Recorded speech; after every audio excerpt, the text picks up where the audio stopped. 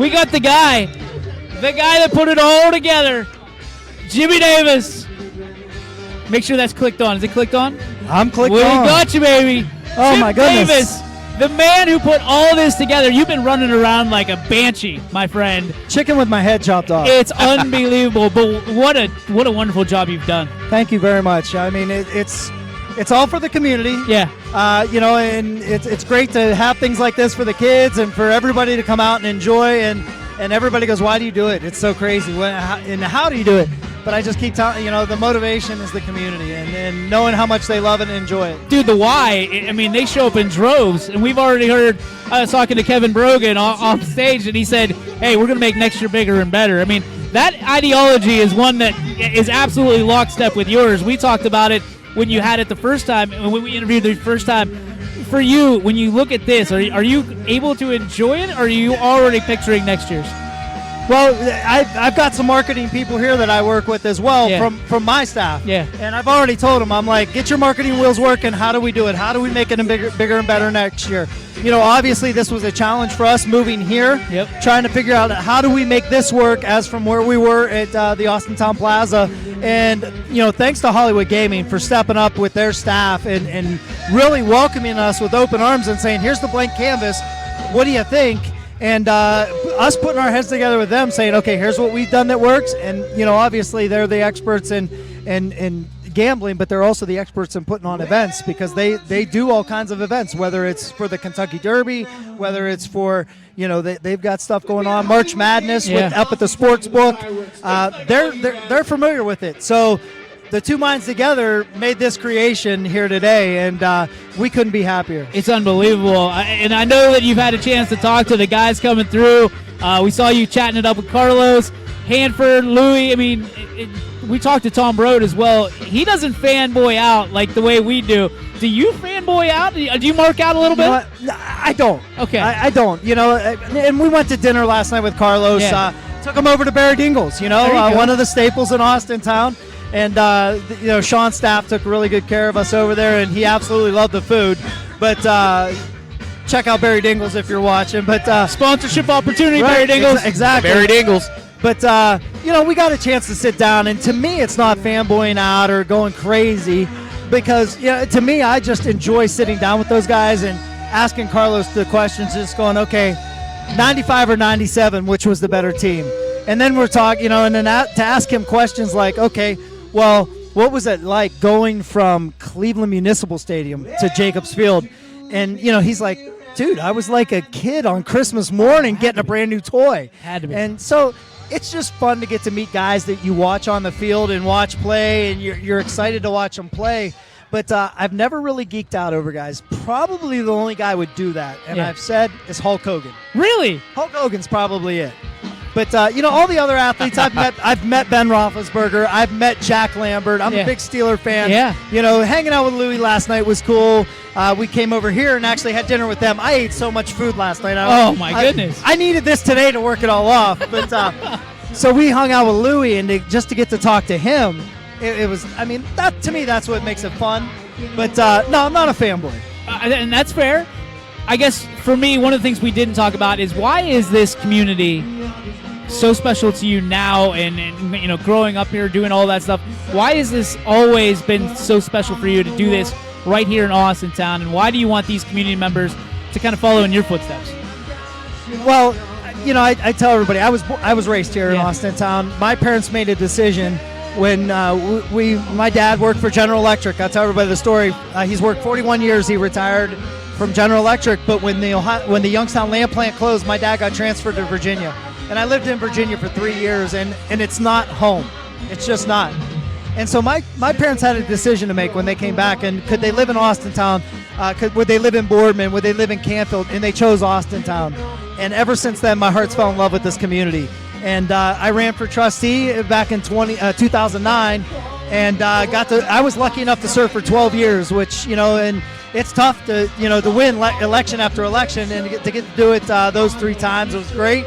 But, I told you my childhood story of what the fireworks meant to me. And, I guess I just look at it, and I think of all the people that have given me the opportunity to get where I'm at today. And I always say, I'm like, the Jimmy Johnsons of the world, God rest his soul, our former, 4th of July committee chairman, Commissioner Dave Ditzler, who was on the 4th of July committee and bicentennial, those guys are not going to be around forever. And if guys like me, the younger generation, don't pick up and do it, who's going to do it? We're not going to have the fireworks in Austintown. My kid's not going to get to see that growing up and have the childhood I had in this community. So to me, that's what it's all about, being able to give back and say thank you, more so to those individuals that volunteered and put their time in. I guess that's the biggest way you can pay tribute to somebody, is say, listen, I want to be the guy that runs the show that you ran for all those years. And, Jimmy Johnson was a good friend of mine. And, I love him dearly. Joyce Pogany, who was a school board member for umpteen years in Austintown. And, she still to this day puts on our event for the flag raising ceremony. And, Joyce has always done the Christmas tree lighting. And I used to tell her, Joyce, that Christmas tree lighting, to me, is like one of the staples. It's what makes this community whole.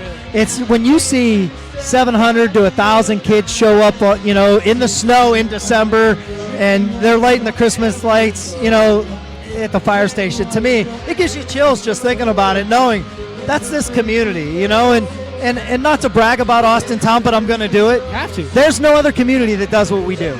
And I'll put us up against anybody, and it's, like I joke about the Fitch-Boardman rivalry. When I was trustee, I encouraged our residents as a tribute to Woody Hayes, don't shop in Boardman, don't buy your gas in Boardman, don't go to the Southern Park Mall, go to the Eastwood Mall, because the Eastwood Mall sponsored the event here anyway.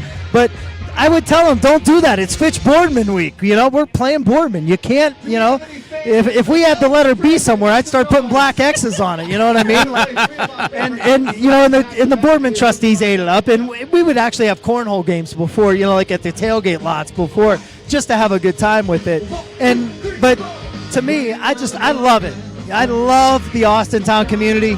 And like I said, I told you in the interview, and the local media ran with it. They got, like I said, the media loves their sound bites, and if you give it to them, they'll put it on the news. And I just simply stated, and listen, and I hope everybody out there is watching. Try to compete with it, please. Can't wait. Please put on a bigger event, because all you do is challenge me. That's it. You challenge me to make it better. Raise that bar. All right, I know there's one part of this experience that you cherish every single year. I do. And we talked about in the first, for people who didn't see that first interview, which there weren't many, I can tell you, that got a lot of run. For you, what's the one moment that marks it for you, that you get emotional about, that you look forward to each and every year? Well, it's Gabby, my daughter. She's 14 years old, and to this day, she still wants to do it. But when we did it 10 years ago, she was on the stage with me, and the voice has gotten a lot louder and louder, and everybody's going to see it tonight at 10 o'clock. But I get 10 seconds on that stage, because you asked me, you go, do you ever get a chance to step back and enjoy any of it? And I really don't, because I run the whole time. Whether I'm on the microphone, I'm making sure people are where they need to be. I don't get to enjoy a whole lot of it, but I do take about 10 seconds of that night. I step back, and my daughter counts down from 10 to 1 to light the fireworks with me. And to me, that is just the highlight of my night. And I'm such a proud dad of her, and her mother and I, we've worked so hard to just make the perfect little child, and she is just the apple of my eye. And to get to do that with her, and the fact that she still wants to do it with dad, I try to be the cool dad, but sometimes you're not, and we've all been there. But for her to still want to do that with me, it really makes me happy to know she enjoys being a part of it. She's out here helping me today, running her butt off, and everyone keeps saying, when are you gonna give it up? Are you ever gonna stop? It might be me turning it over to her someday. Who knows? I mean, that would be my dream. But that means I got a lot more years before she gets out of college to come back to do it. So that's awesome. I love that story. I could listen to that 100 times over. All right, Jim, I can't thank you enough for being here, sitting down with us again. This is unbelievable. Introduced me to Tom earlier. I mean, what a great interview he was. This is a great experience. Thank you for inviting us. Listen, can't thank you enough. And I've got to take the moment to do it while we're on the air, and it's thank you for what you've done for the Austintown community. What YSN has done as a whole to showcase our athletes and put them out front in front of everybody nationwide. And I sincerely say that nationwide. It's not because of you at home that are watching, just on whether you're tuning in just to see the Fitch game.